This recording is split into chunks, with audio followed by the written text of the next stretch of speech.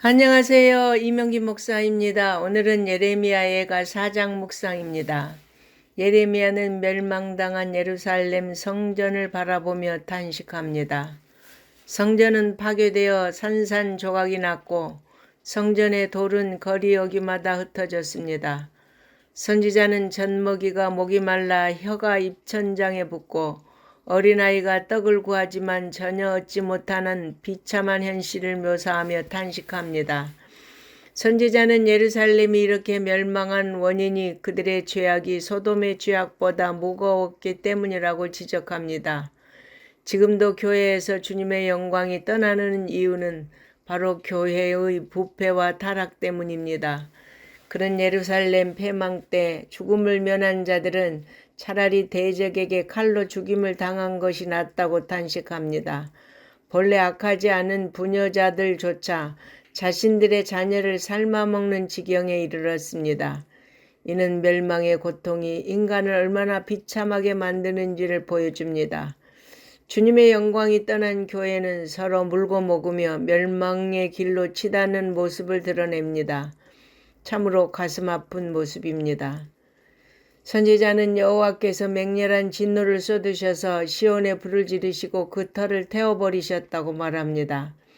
이처럼 하나님께서 진노하시는 이유는 바로 하나님의 공의를 드러내야 할 선지자들과 제사장들이 오히려 의인들의 피를 흘렸기 때문입니다. 이처럼 종교 지도자들의 죄는 하나님의 진노를 사게 됩니다. 선지자는 바벨론의 침략으로 멸망당한 것이 바로 조국 이스라엘의 죄악 때문이라며 탄식합니다. 따라서 그들은 회개함으로 여호와께로 돌아가 도움을 구했어야 했습니다. 하지만 이스라엘은 하나님을 의지한 것이 아니라 예루살렘이 포위되는 위기에 처하자 애굽의 도움을 열망하며 애굽을 바라보았습니다. 예레미야를 비롯한 참된 선지자들은 하나님을 의지하고 애굽을 의지하지 말 것을 경고했지만 그들은 전혀 말을 듣지 않았습니다. 유다가 멸망의 위기에 처한 결정적인 순간에 애굽은 유다를 전혀 돕지 못했습니다. 여러분, 우리가 하나님을 대신하여 바라보는 것이 무엇이든지 나라든지 재물이든지 권력이든지 결정적인 순간에 우리에게 아무런 도움도 주지 못한다는 것을 확실히 깨달아야 합니다. 끝으로 선지자는 여기서 예루살렘의 패망과 포수로 선민에 대한 하나님의 징계가 종료되었음과 선민의 원수의 하나로서 특히 유다가 바벨론에 의해 패망할 때 유다 성읍들을 약탈한 에돔에 대한 하나님의 심판을 선언함으로써 선민은 하나님의 은혜로 다시 회복되고 에돔으로 상징되는 선민의 대적들은 하나님의 심판을 받게 될 것을 강조하고 있습니다.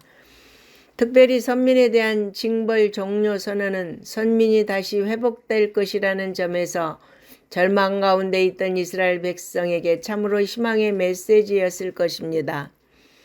하나님은 대적을 심판하시며 그분의 백성을 반드시 회복시켜 주십니다.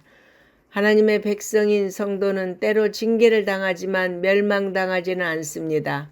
징계가 끝난 후에 회복의 은혜를 경험하게 됩니다. 그러므로 이제 우리는 기도해야 합니다.